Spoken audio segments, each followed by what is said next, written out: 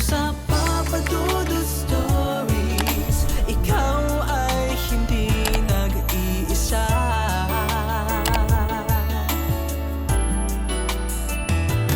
Dito sa Papa Dudut Stories, may nagmamahal sa'yo.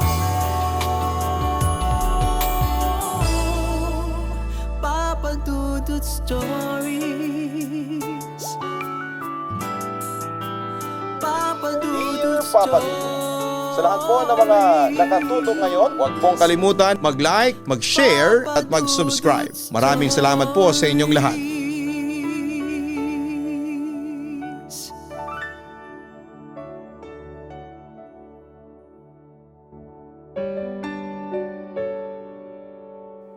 Hello at kumusta sa inyong lahat? Ako po si Abigail, pero tawagin niyo na lamang ako sa pangalang Abby. 23 years old na sa ngayon at nakatira banda rito sa Silver Street sa loob ng Rockville Subdivision, San Bartolome, Novaliches, Quezon City.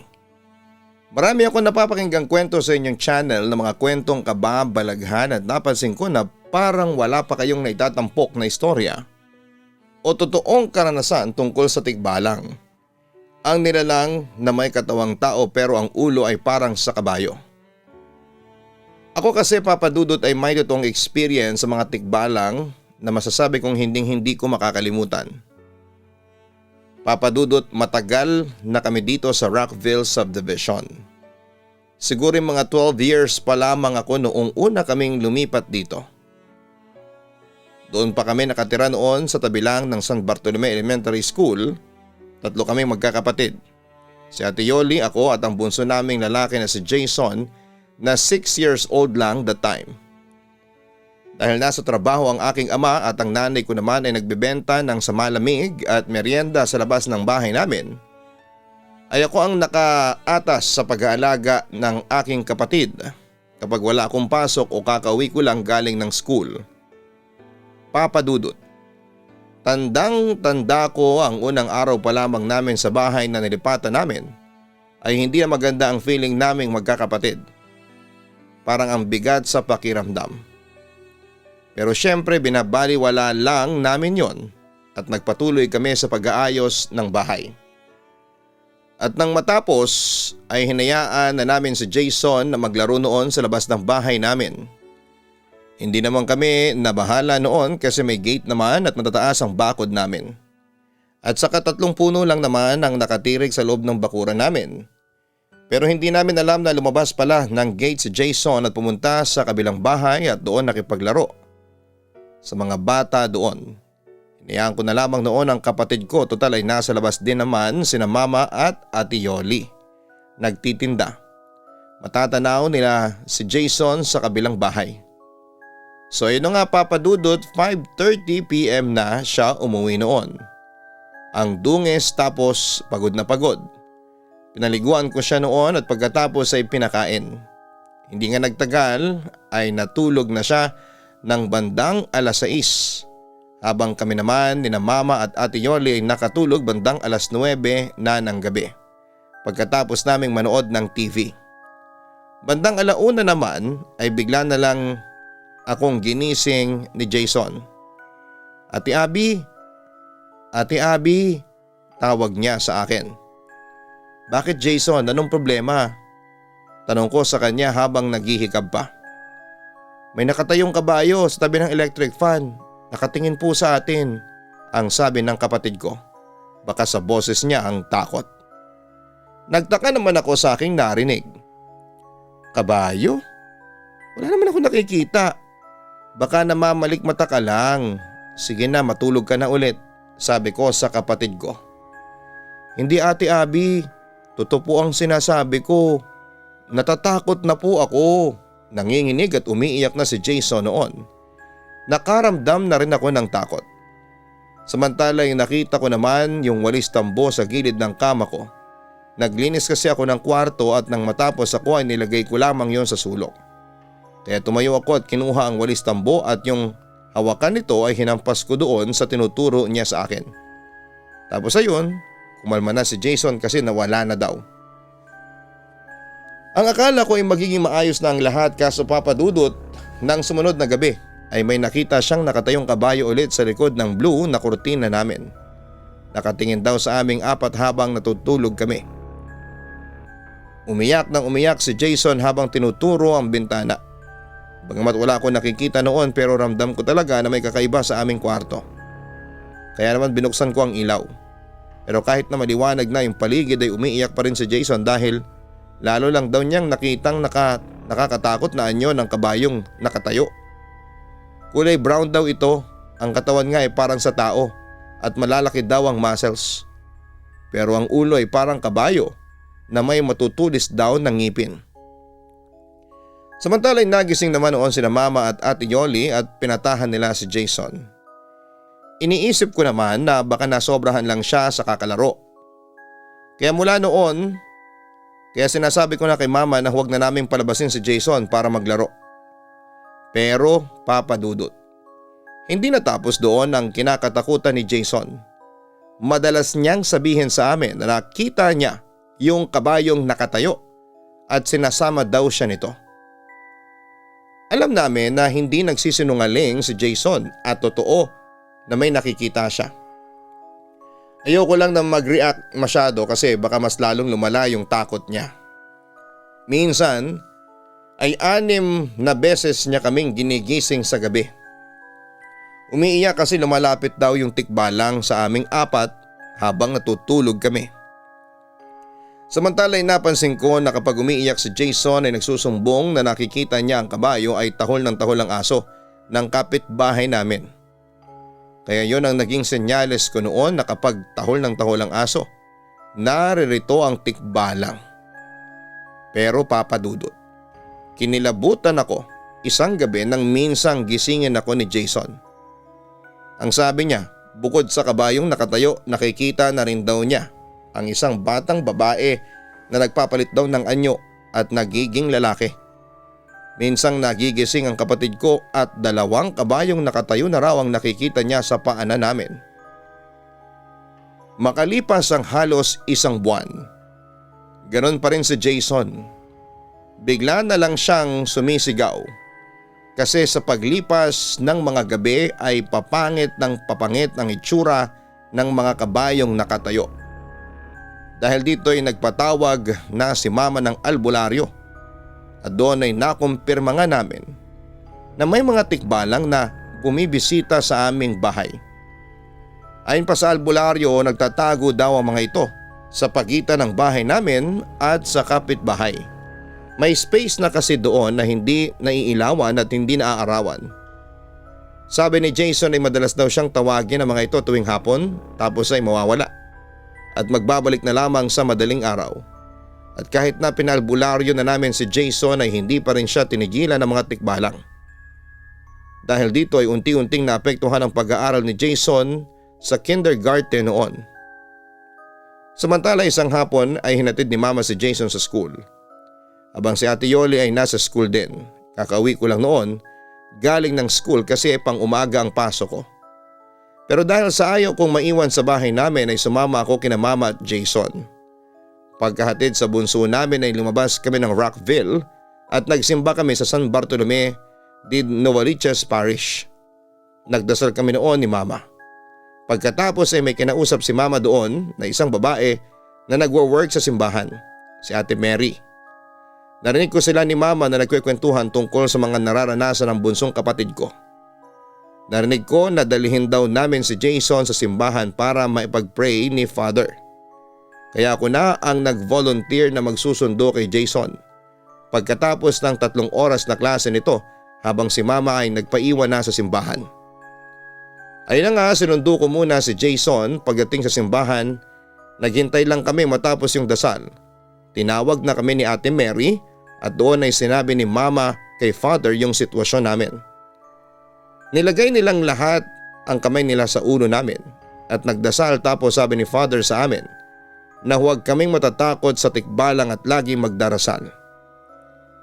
Pagkatapos noon ay binigyan ako ni Ate Mary ng papel na ginagamit sa pagdarasal tapos may kasama ding rosary na pink at isang pamphlet na naglalaman ng mga dasal sa Panginoon at Mama Mary. At sa patron saint na si San Bartolome. Pagdating namin sa bahay, agad na nagsabi si Jason na nasa CR daw namin nagtatago ang mga tikbalang. Madilim doon, ang pintuan ay nakaharap sa sala, may kurtina lang na hinahawi. Kaya pag nakasabit yung kurtina, kitang-kita yung CR at kusina. Lumapit si Mama sa tinuturo ni Jason. Sumunod naman ako. Si Jason naman ay takot na takot kasi nasa harapan na daw namin ang mga tikbalang. Naniwala ako noon sa sinasabi ng kapatid ko kasi nararamdaman ko talaga yung kakaibang amoy sa harapan namin. Parang amoy ng burak. Tapos nagdasal kami ni Mama at nilakasan namin yon. Sumabay din si Jason at mamayang kaunti bigla na lang may bumanggang hangin sa amin palabas ng pintuan. Tapos bigla itong nagsara. Sabi ni Jason ay umalis na raw ang dalawang tikbalang. Doon ay nakahinga na kami ng maluwag ni Mama. Samantala simula nang pinag-pray over kami ay hindi na ginambala ng mga tikbalang si Jason. At nang nag-research ako sa Google tungkol sa tikbalang ay pinakita ko sa bunso ko ang litrato nito. Kinumpirma ni Jason na gano'n ang mga kabayong nagpapakita sa kanya. At habang nag-aayos kami ni Mama ng photo album noon ay nakita ko sa mga previous photos namin nung bagong lipat pa lamang kami. Habang masaya kaming magkakapatid na kinukunan ng litrato ni Papa ay kitang-kita pala sa likod namin ang isang figurang kasing tangkad ni Ate Yoli.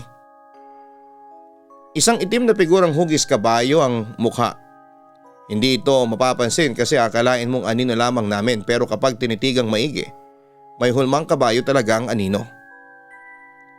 Nagpasya si Mama na itapon ang naturang litrato dahil ayaw na niyang maalala pa ang karanasan namin sa tikbalang. At naging maayos naman ang buhay namin pagkatapos noon.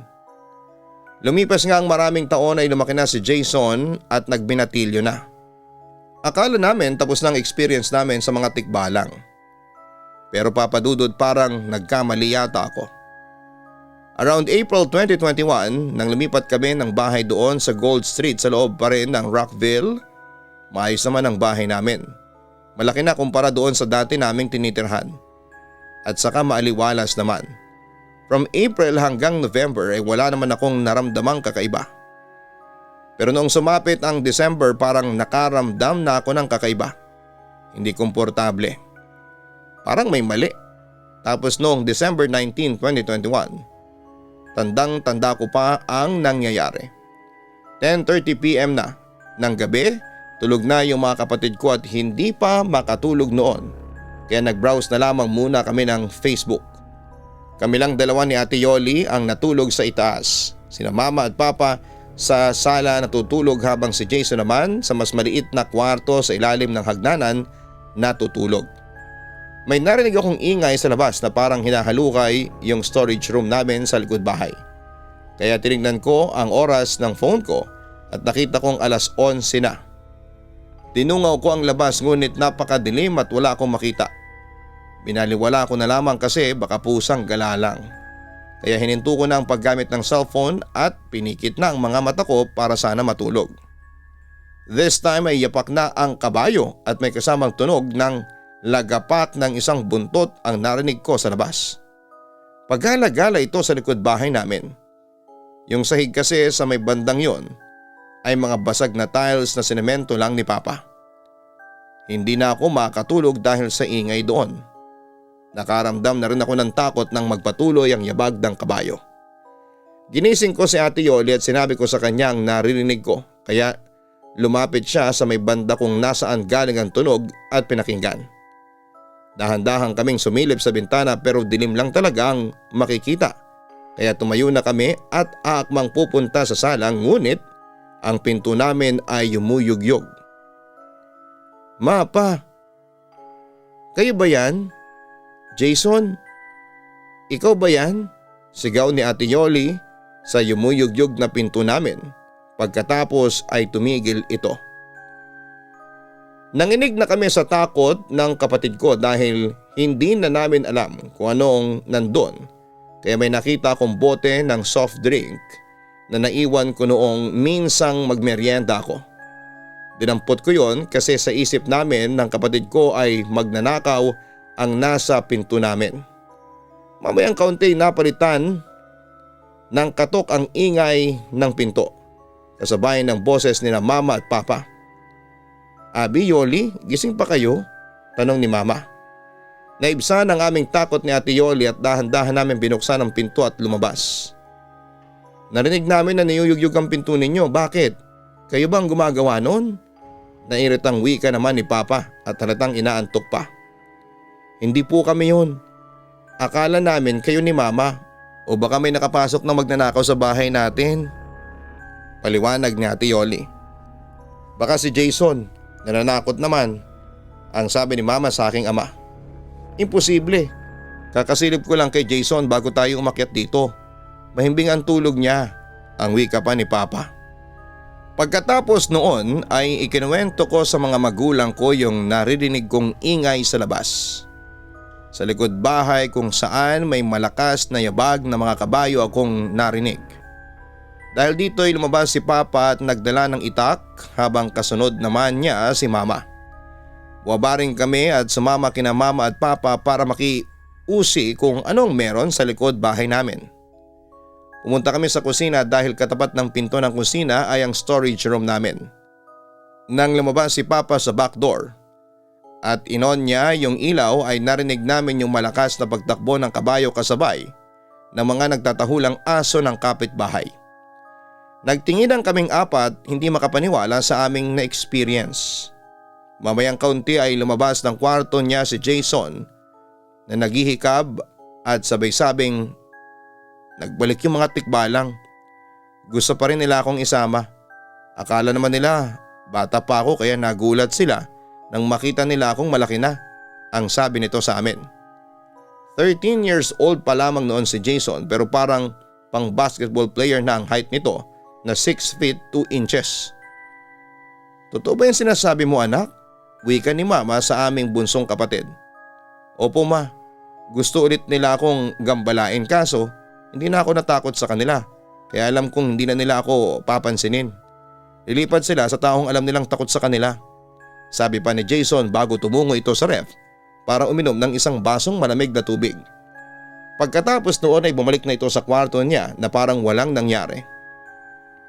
Agad namang sinarado ni Papa ang pinto sa likod at nag-usap-usap kaming apat noon sa kusina. Pinayuhan kami ni Mama na simula sa araw na yon ay huwag na huwag kaming makakalimot sa pagdarasal. Tumango naman kami ni Ate Yoli at bago kami bumalik sa kwarto namin ay pinayuhan pa kami ni Mama na huwag nang sumilip kapag nakakarinig ulit kami ng mga yabag ng kabayo sa labas man o sa loob ng bahay. Samantala makalipas ang ilang araw ay tumawag si Tita Belen para pakiusapan si Mama na pansamantalang patuloyin ang anak niyang si Marjo sa loob ng 6 na buwan habang naghahanap pa sila ng matitirhan sa Maynila. Nag-aaral kasi si Ate Marjo ng college ng mga panahong yon. Pumayag naman si Mama at nagpa siya ang mga magulang ko na makakasama namin sa aming kwarto si Ate Marjo since malaki naman yon at pwedeng 3 katao. Papadudot maganda si Ate Marjo, maputi at sexy. Masaya naman siyang ka-roommate at madali naman namin siyang naging ka-close. One day nagpakulay ng buhok si Ate Marjo, kulay pula. Pero hindi kami nagulat doon kasi nang dumating siya sa amin ay kulay blonde naman ang kanyang buhok. Bumagay naman ang red sa kanya at lalo pang gumanda si Ate Marjo. Pero simula nung dumating si Ate Marjo ay muling nagparamdam sa amin ang mga tikbalang. Tuwing gabi ay ginigising kami ni Ate Marjo na nakakarinig daw siya ng mga yabag ng kabayo sa labas ng bahay namin. Kapag sinisilip naman daw niya ay wala siyang makita kasi madilim.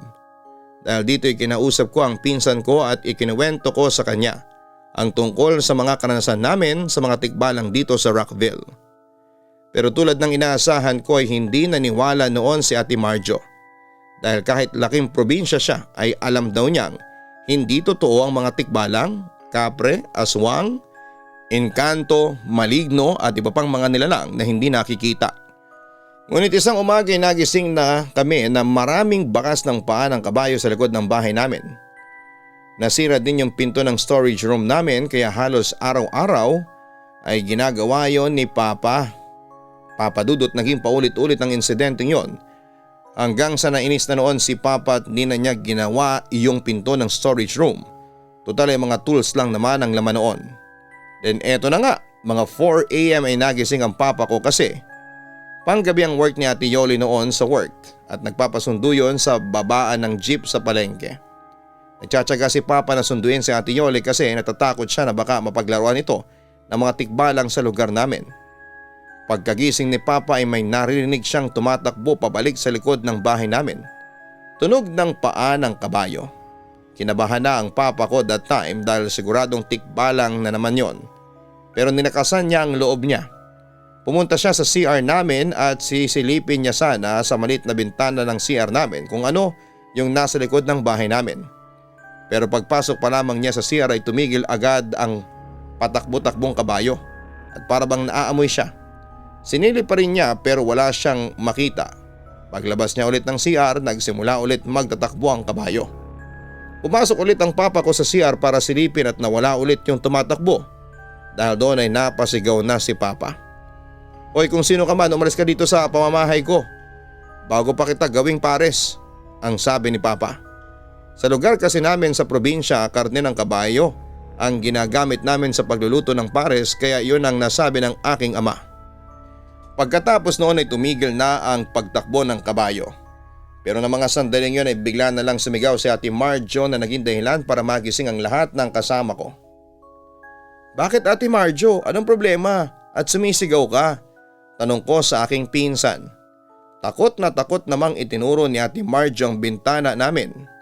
"Abi, may nakita kong tikbalang nakasilip sa bintana," aniya. Hindi na ako nasurpresa sa sinabi ni Ate Marjo pero nakaramdam ako ng kaunting kilabot kasi kahit na hindi ko nakikita ay nararamdaman ko talaga na may nakasilip sa bintana namin na noon ay nakabukas ang jalousie. Although may screen naman ito para hindi makapasok ang mga lamok. Mamayang kaunti ay kumatok na sina mama at papa sa pinto. Agad ko yung binuksan at nilapitan agad nila si Ate Marjo at doon ay kinuwento niya ang kanyang nakita. Sabi pa ni Ate Marjo ay nakasilip pa rin daw ang tikbalang kahit na naroon na sa kwarto ang mga magulang ko. Naisip na lapitan ni papa ang bintana kasabay ng pagtutol ni Ate Marjo. Pagkatapos noon ay may malulutong na murang binitawan si papa patungkol sa gumagambalang tikbalang sa amin. Hindi nagtagal ay nahimasmasan na ang pinsan ko dahil wala na raw ang tikbalang doon sa bintana. Pagkatapos noon ay nagpaalam na si papa. Nasusunduin na niya si Ate Yoli sa palengke ng San Bartolome. Mga ganong oras ay marami-rami na ang tao sa lugar namin pero ayaw pa ring magpasiguro ni papa. Umalis na ito at naiwan kami sa bahay. Habang nakakape kami ni na mama at Ate Marjo ay muli na naman kaming nakarinig ng tumatakbong kabayo sa likod ng bahay. Halatang nagmamadali kasi pasikat na noon ang araw. Hanggang sa may narinig kami na parang may sumabit sa mga yero at sinabayan pa ng mga huni ng kabayo. Tapos ay unti-unti na itong naglaho. Hindi naman makapaniwala si Ate Marjo sa na-experience niya. Akala daw niya kasi ay hindi totoo ang mga tikbalang. At ngayong nakakita na siya ng totoong tikbalang, magiging madasalin na raw siya habang naroroon sa bahay namin. Pero papadudot sa bawat gabing dumadaan, hindi tinigilan ng mga tikbalang si Ate Marjo. Madalas itong magpakita sa kanya. Dahil dito ay nagpasya kaming magpapunta ng albularyo sa aming bahay. Doon ay tinawas kaming lahat at ayon sa lumabas sa tawas ay nagustuhan ng mga tikbalang si Ate Marjo. Yung interest nila noon kay Jason ay napunta sa aming pinsan. Na-attract daw ang mga tikbalang sa kulay red na buhok ni Ate Marjo. Kaya pinayo sa kanya ng albularyo na ibalik daw ng pinsan ko ang dating kulay ng buhok na kulay itim para mawala na raw ang interes sa kanya ng mga tikbalang. At nung araw ding yon ay bumili sa butika ng hair color shampoo si Ate Marjo at ako ang tumulong sa kanya para maibalik ang dating kulay ng kanyang buhok. At simula noon, papadudot ay hindi na siya ginambala pa ng mga tikbalang sa lugar namin hanggang sa makalipat na siya ng tirahan kasama ang kanyang mga magulang. Doon sila nakakuha ng bahay sa Rainbow Homes 2 sa tapat ng isang shopping mall at katabi lamang ng isang major TV station. Samantala muling bumalik ang albularyo sa bahay namin at doon ay ikinuwento niya sa amin na maraming tikbalang ang nakatira sa Rockville Subdivision. Hindi na raw mapapaalis sa mga tikbalang dahil matagal na silang nakatira sa lugar namin. Pero tahimik naman daw itong mga tikbalang at hindi raw nananakit. Kaya nga kapag tinatanong mo ang kapitbahay namin kung alam nila ang tungkol sa mga tikbalang sa Rockville ay hindi nila alam. Kakaunti lamang sa mga taga Rockville Subdivision ang nakaka-experience ng pagpapakita at pagpaparamdam ng tikbalang. Kung sino lang ang matipuhan nila. Sa ngayon, Papa Dudut, ay umalis na kami sa bahay namin sa Gold Street at lumipat kami dito sa Silver Street. Dito pa rin kami nakatira hanggang ngayon, kasama ko pa rin ang aking mga magulang at si Jason. Si Ate Yoli ay may asawa na at doon na sila nakatira sa Villarreal doon sa Gulod. Si Ate Marjo at ang pamilya niya ay naroroon pa rin sa Rainbow Homes 2. Sa kabilang banda, occasionally nakakarinig pa rin kami ng mga pagtakbo ng kabayo sa kalsada, lalo na paggabi, pero hanggang doon na lamang yon. At saka sanay na rin naman kami. At saka karamihan sa mga nakatira dito sa Rockville ay hindi na aware sa mga kababalaghang nangyayari sa paligid.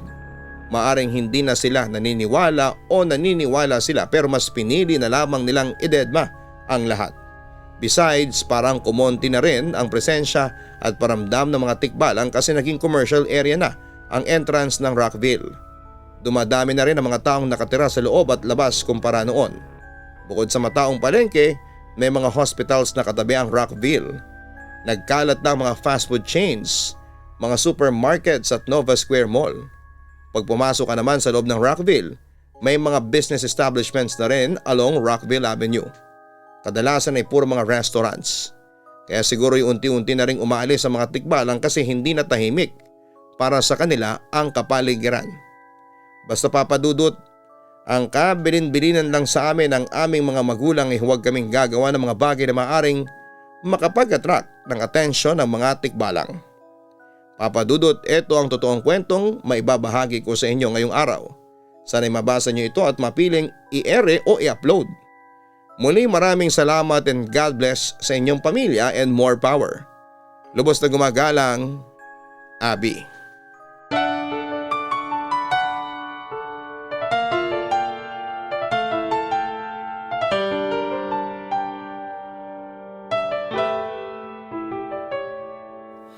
Ang buhay ay mahiwaga, laging may lungkot at saya.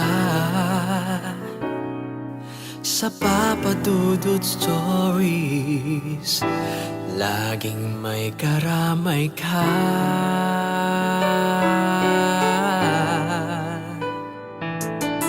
Mga problemang kaibigan, dito ay pakikinggan ka. Sa Papa Dudut Stories, kami ay iyong kasama. Dito sa Papa Dudut Stories, ikaw ay hindi nag-iisa.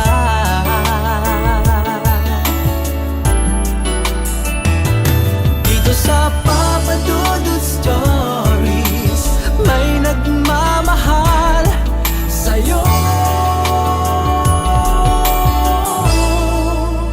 Papa Dudut Stories, Papa Dudut Stories,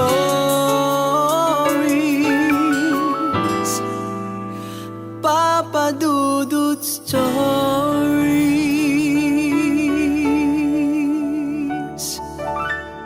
Hello mga ka-online, ako po ang inyong si Papa Dudut. Huwag kalimutan na mag-like, mag-share at mag-subscribe. Pindutin ang notification bell para mas maraming video ang mapanood ninyo. Maraming salamat po sa inyong walang sawang pagtitiwala.